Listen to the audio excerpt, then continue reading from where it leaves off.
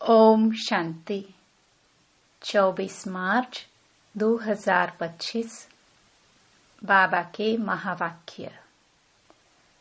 मीठे बच्चे, यह ज्ञान तुम्हें शीतल बनाता है। इस ज्ञान से काम क्रोध की आग खत्म हो जाती है। भक्ति से वह आग खत्म नहीं होती। प्रश्न: याद में मुख्य मेहनत कौन सी है? उत्तर: बाप की याद में बैठते समय देह भी याद न आए। आत्म अभिमानी बन बाप को याद करो। यही मेहनत है। इसमें ही विघ्न पड़ता है, क्योंकि आधा कल्प देह अभिमानी रहे हो। भक्ति माना ही देह की याद। ओम शांति। तुम बच्चे जानते हो, याद के लिए एकांत की बहुत जरूरत है। जितना तुम एकांत व शांत में बाप की याद में रह सकते हो, उतना झुंड में नहीं रह सकते हो। स्कूल में भी बच्चे पढ़ते हैं तो एकांत में जाकर स्टडी करते हैं। इसमें भी एकांत चाहिए। घूमने जाते हो तो उसमें भी याद की यात्रा मुख्य है। पढ़ाई तो बिल्कुल सहज है, क्योंकि आधा कल्प माया का राज्य आने से ही तुम देह अभिमानी बनते हो। पहला शत्रु है देह अभिमान। बाप को याद करने के बदले देह को याद कर लेते हैं। इसको देह का अहंकार कहा जाता है। यहाँ तुम बच्चों को कहा जाता है आत्म अभिमानी बनो। इसमें ही मेहनत लगती है। अब भक्ति तो छूटी।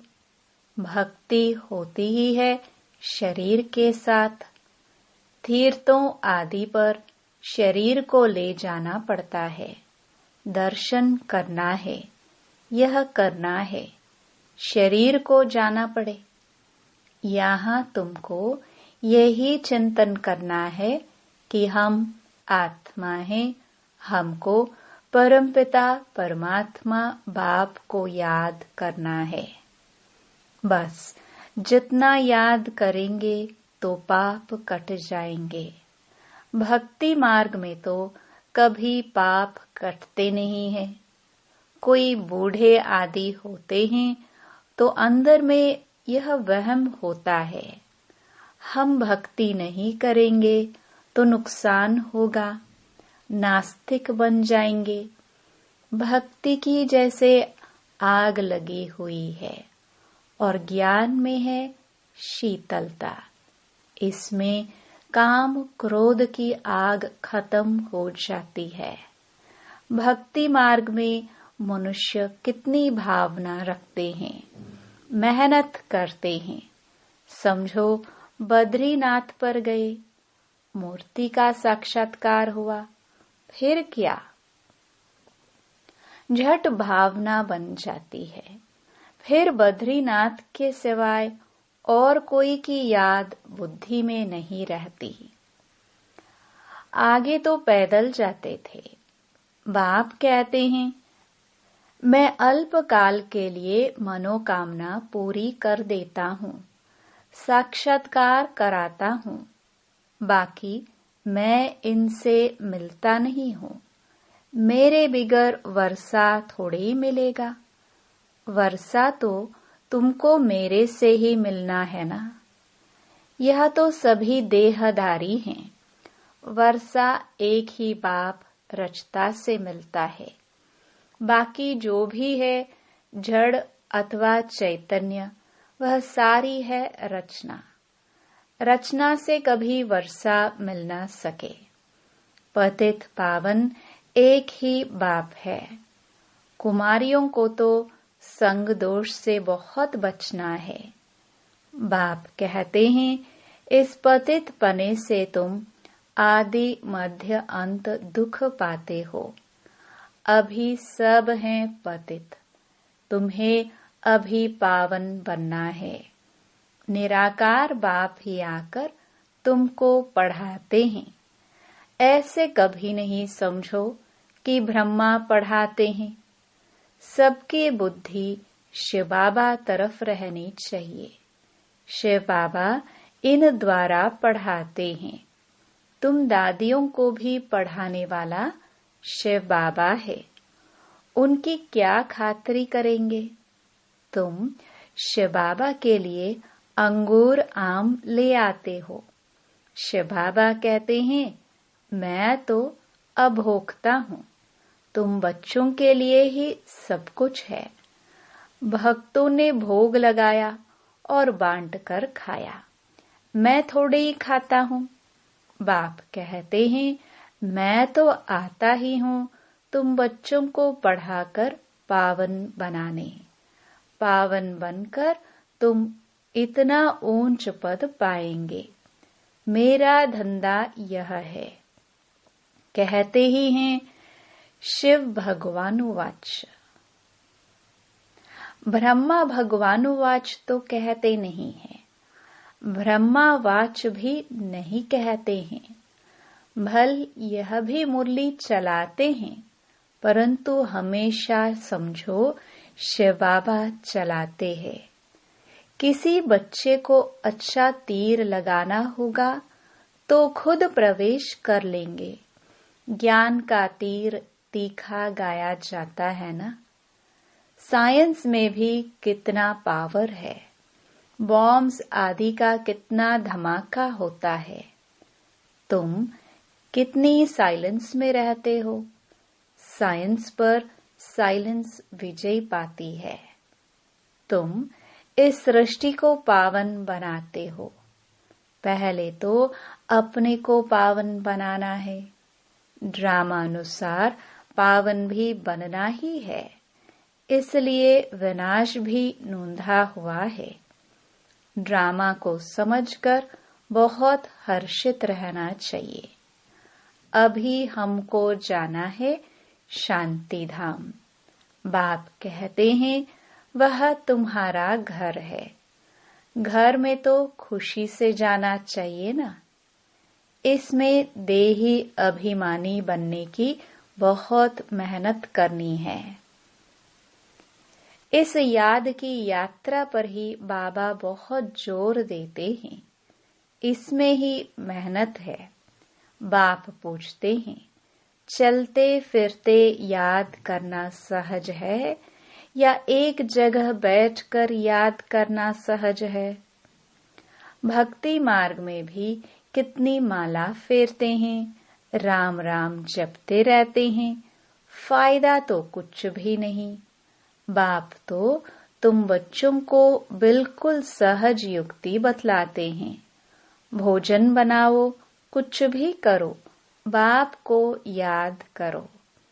भक्ति मार्ग में श्रीनाथ द्वारे में भोग बनाते हैं, मुंह को पट्टी बांध देते हैं, जरा भी आवाज न हो। वह है भक्ति मार्ग। तुमको तो बाप को याद करना है। वो लोग इतना भोग लगाते हैं, फिर वह कोई खाते थोड़े ही है। पंडे लोगों के कुटुंब होते हैं, वह खाते हैं। तुम यहाँ जानते हो, हमको शिव बाबा पढ़ाते हैं। भविष्य में थोड़े यह समझते हैं कि हमको शिव बाबा पढ़ाते हैं। भल शिव पुराण बनाया है, परंतु उनमें शिव पार्वती, शिव शंकर सब मिला दिया है। वह पढ़ने से कोई फायदा नहीं होता है। हरेक को अपना शास्त्र पढ़ना चाहिए। भारतवासियों की है एक गीता, क्रिश्चियन का बाइबल एक होता है। देवी देवता धर्म का शास्त्र है गीता, उसमें ही नॉलेज है, नॉलेज ही पढ़ी जाती है। तुमको तो नॉलेज पढ़नी है। लड़ाई आदि की बातें जिन किताबों में है, उससे तुम्हारा कोई काम ही नहीं है। हम हैं योग बल वाले, फिर बाहुबल वालों की कहानियां क्यों सुने? तुम्हारी वास्तव में लड़ाई है नहीं। तुम योग बल से 5 विकारों पर जीत पाते हो। तुम्हारी लड़ाई है 5 विकारों से। वह तो मनुष्य मनुष्य से लड़ाई करते हैं, तुम अपने विकारों से लड़ाई लड़ते हो। यह बातें सन्यासी आदि समझा न सके। तुमको कोई ड्रिल आदि भी नहीं सिखलाई जाती है।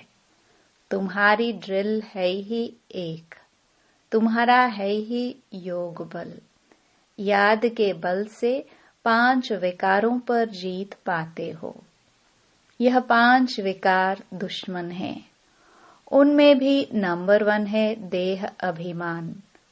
बाप कहते हैं, तुम तो आत्मा हो ना। तुम आत्मा आती हो, आकर गर्भ में प्रवेश करती हो। मैं तो इस शरीर में विराजमान हुआ हूँ। मैं कोई गर्भ में तोड़े ही जाता हूँ।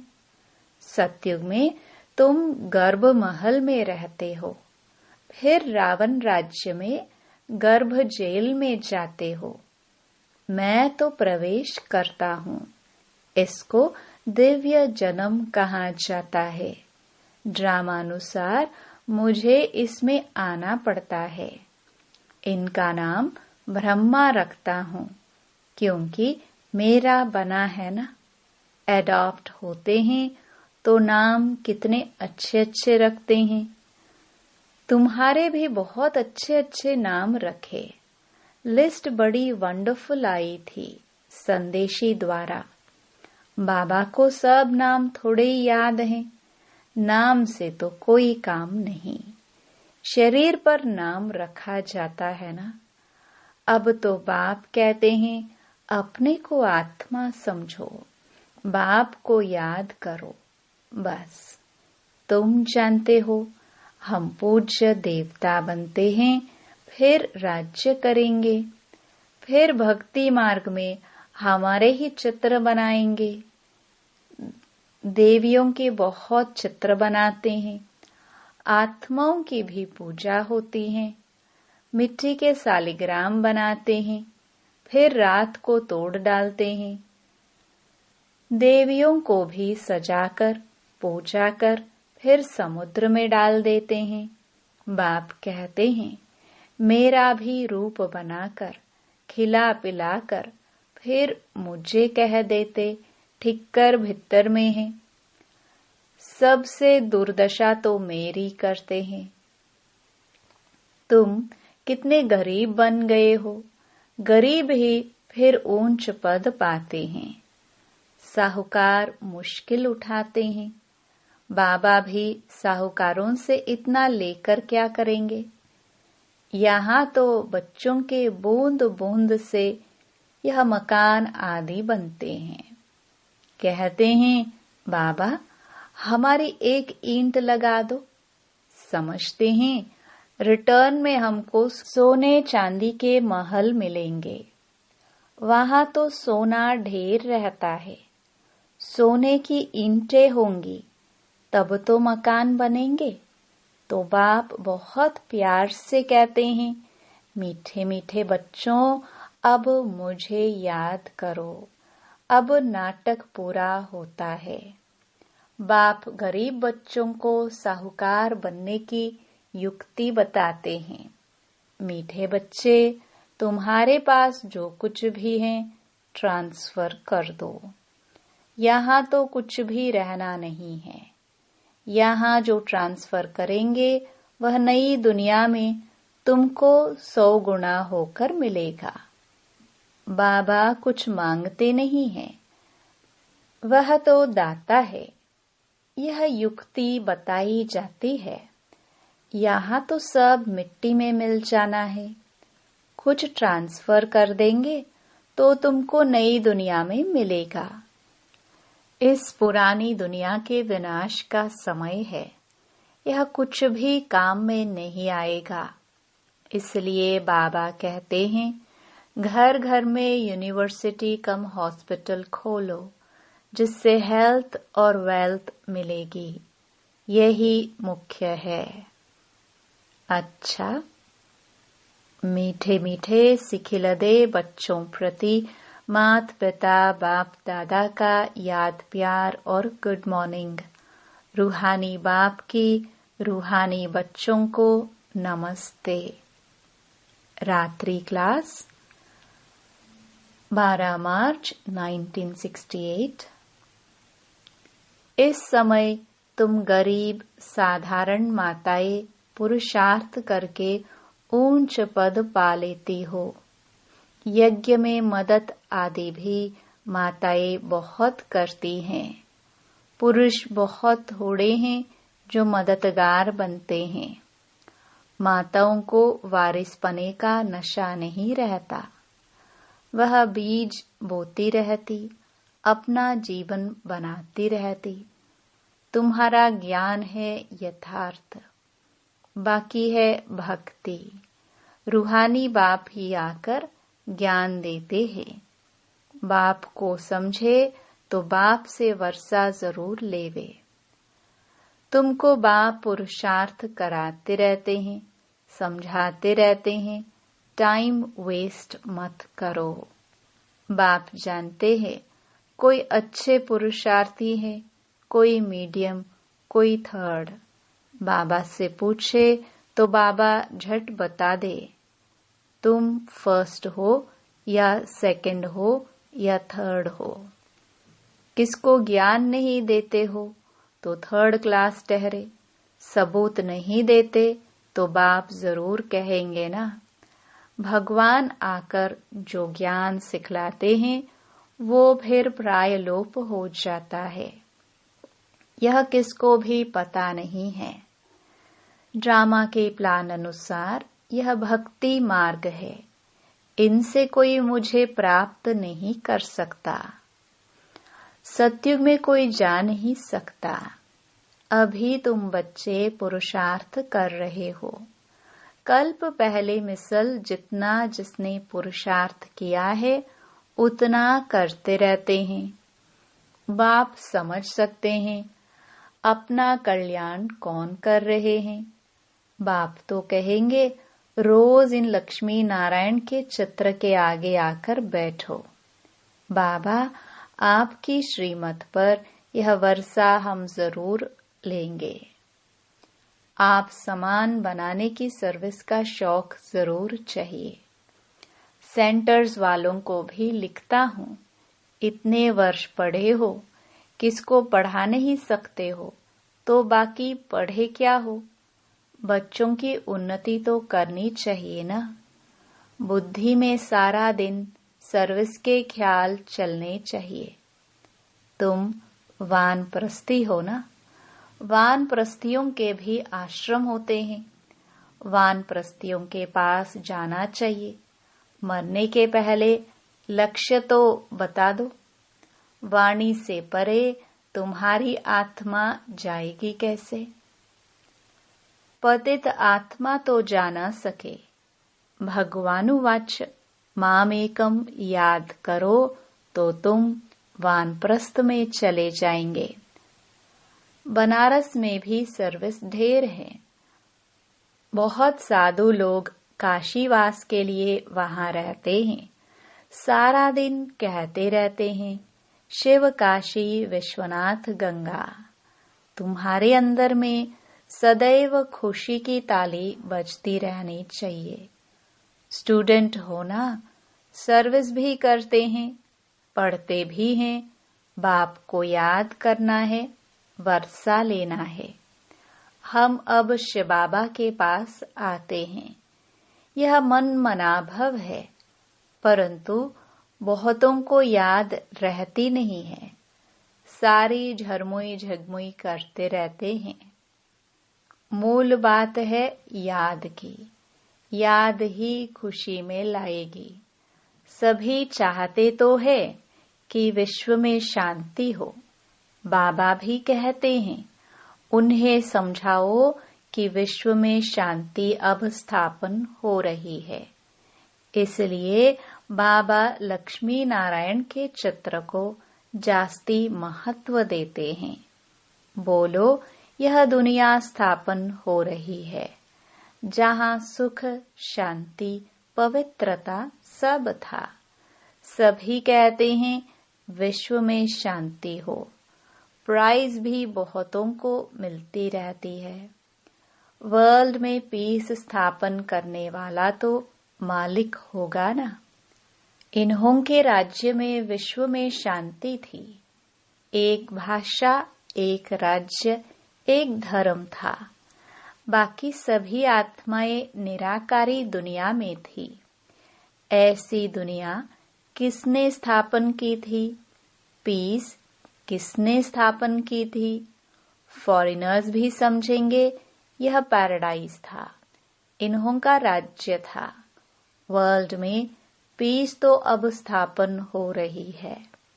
बाबा ने समझाया था, प्रभात फेरी में भी यह लक्ष्मी नारायण का चित्र निकालो। जो सभी के कानों में आवाज पड़े कि यह राज्य स्थापन हो रहा है। नरक का विनाश सामने खड़ा है। यह तो जानते हैं, ड्रामानुसार शायद देरी है। बड़ों बड़ों के तकदीर में अभी नहीं है। फिर भी बाबा पुरुषार्थ कराते रहते हैं। ड्रामानुसार सर्विस चल रही है। अच्छा, गुड नाइट। धारणा के लिए मुख्य सार। पहला, संग दोष से अपनी बहुत बहुत संभाल करनी है। कभी पतितों के संग में नहीं आना है। साइलेंस बल से इस सृष्टि को पावन बनाने की सेवा करनी है। दूसरा, ड्रामा को अच्छी तरह समझकर हर्षित रहना है। अपना सब कुछ नई दुनिया के लिए ट्रांसफर करना है। वरदान, बाप द्वारा सफलता का तिलक प्राप्त करने वाले सदा आज्ञाकारी दिल तख्त नशीन भव। भाग्य विधाता बाप रोज अमृत वेले अपने आज्ञाकारी बच्चों को सफलता का तिलक लगाते हैं। आज्ञाकारी ब्राह्मण बच्चे कभी मेहनत व मुश्किल शब्द मुख से तो क्या, संकल्प में भी नहीं ला सकते हैं। वह सहज योगी बन जाते हैं। इसलिए कभी भी दिल शिकस्त नहीं बनो, लेकिन सदा दिल तख्त नशीन बनो। रहम दिल बनो। अहम भाव और वहम भाव को समाप्त करो। स्लोगन, विश्व परिवर्तन की डेट नहीं सोचो, स्वयं के परिवर्तन की घड़ी निश्चित करो। अव्यक्त इशारे, सत्यता और सभ्यता रूपी कल्चर को अपनाओ। जो प्योरिटी की पर्सनालिटी से संपन्न रॉयल आत्माएं हैं, उन्हें सभ्यता की देवी कहा जाता है। उनमें क्रोध विकार की इम्प्योरिटी भी नहीं हो सकती। क्रोध का सूक्ष्म रूप ईर्ष्या, द्वेष, घृणा भी अगर अंदर में है तो वह भी अग्नि है, तो अंदर ही अंदर जलाती है। बाहर से लाल पीला नहीं होता, लेकिन काला होता है। तो अब इस कालेपन को समाप्त कर सच्ची और साफ बनो। ओम शांति।